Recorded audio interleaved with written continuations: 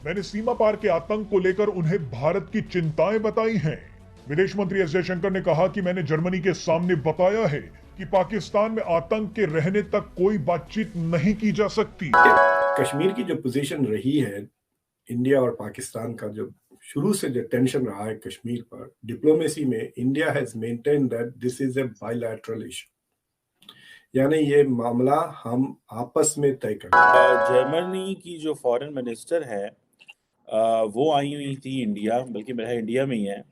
और उन्होंने ये कहा है कि उनके सामने बल्कि बहुत सारी चीज़ें डिस्कस हुई, लेकिन मैं जो चीज़ डिस्कस करना चाह रहा हूँ सबसे पहले वो ये है कि इंडिया ने क्रॉस बॉर्डर जो है वो टेररिज्म का इशू उठा दिया कि जी हमारे लिए ये पाकिस्तान का बहुत बड़ा मसला है।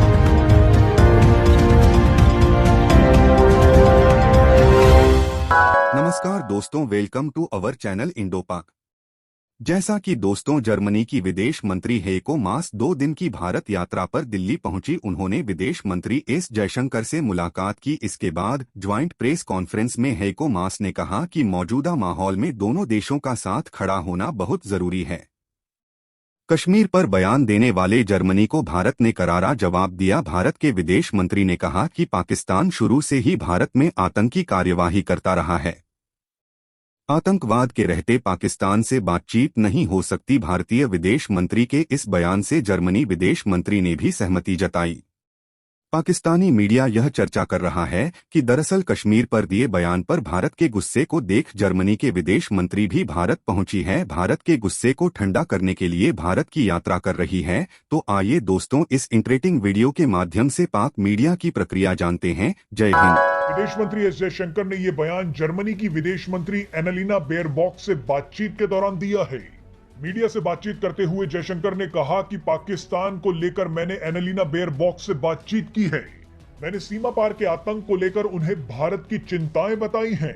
विदेश मंत्री एस जयशंकर ने कहा कि मैंने जर्मनी के सामने बताया है कि पाकिस्तान में आतंक के रहने तक कोई बातचीत नहीं की जा सकती। जयशंकर ने यह बयान उन्हीं जर्मनी की विदेश मंत्री के सामने दिया है जिन्होंने कुछ महीनों पहले पाकिस्तान के विदेश मंत्री बिलावल भुट्टो के साथ खड़े होकर कश्मीर के मुद्दे पर ज्ञान दिया था। जर्मनी की विदेश मंत्री ने कहा था कि हमारी और संयुक्त राष्ट्र की जिम्मेदारी है कि कश्मीर मामला सुलझ जाए। भारत ने इस बयान के बाद से ही ठान लिया था कि पाकिस्तान और जर्मनी दोनों को सीधा करना जरूरी है। भारत ने जर्मनी के बयान पर आपत्ति जताते हुए कहा था कि सीमा पार आतंकवाद पर बात कीजिए, लेकिन कश्मीर से दूर रहिए। और अब हुआ भी वही जो भारत चाहता था। जर्मनी की विदेश मंत्री अपने बयान से पलट गई हैं। उन्होंने अब कहा है कि कश्मीर का मुद्दा द्विपक्षीय है।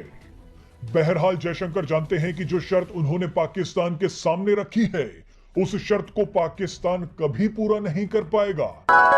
देखिए, मुझे लगता है कि ये मेकअप विजिट है। ये थोड़ा मेकअप करने आई हैं जयशंकर साहब के साथ आफ्टर द फियास्को। जो वो पिछले पाकिस्तान विजिट में जब वो गई थी तो शी टॉक्ड अबाउट, देखिए कश्मीर की जो पोजीशन रही है, इंडिया और पाकिस्तान का जो शुरू से जो टेंशन रहा है कश्मीर पर, डिप्लोमेसी में India has maintain that this is a bilateral issue, यानी ये मामला हम आपस में तय कर लेंगे, इंडिया एंड पाकिस्तान।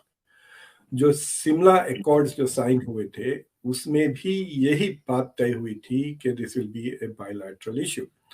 लेकिन पाकिस्तान हर वक्त यही कोशिश करता है कि इंटरनेशनल इंटरवेंशन हो, या तो ओआईसी के थ्रू कोई फॉरेन इंटरवेंशन हो, थर्ड पार्टी, या यूएन सिक्योरिटी काउंसिल। इसलिए आप देखते हैं कि हर साल जब यूएन जनरल असेंबली की मीटिंग होती है, पाकिस्तान के जो भी प्राइम मिनिस्टर हो, मुझे लगता है कि 40-50 साल पहले उन्होंने एक स्पीच लिखी थी, वही स्पीच सब दोहराते। सुमित भाई, जर्मनी की जो फॉरेन मिनिस्टर है वो आई हुई थी इंडिया, बल्कि मेरा इंडिया में ही है। और उन्होंने ये कहा है कि उनके सामने बल्कि बहुत सारी चीज़ें डिस्कस हुई, लेकिन मैं जो चीज़ डिस्कस करना चाह रहा हूँ सबसे पहले वो ये है कि इंडिया ने क्रॉस बॉर्डर जो है वो टेररिज्म का इशू उठा दिया कि जी हमारे लिए ये पाकिस्तान का बहुत बड़ा मसला है।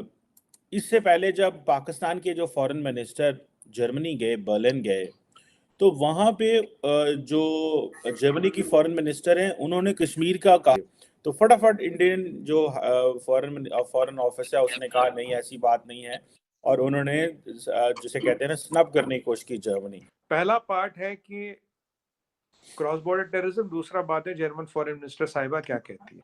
पहले क्रॉस बॉर्डर टेररिज्म पे आते हैं। देखिए FATF की रेड लिस्ट में आप थे, 50,000 जहादी यहाँ, ये इमरान खान नियाजी कहते हैं, कैंप आपके पास है, दुनिया कहती है, बालाकोट हमने आपकी जमीन पे किया, तब से मसूद अजहर नहीं दिखा, आप जानते हैं। आपने अफगानियों को लिखा, बोलो भाई खाओ, कह रहे यहाँ तो है नहीं। हाफिज सईद आपके यहाँ मिलता है, ठीक है जी।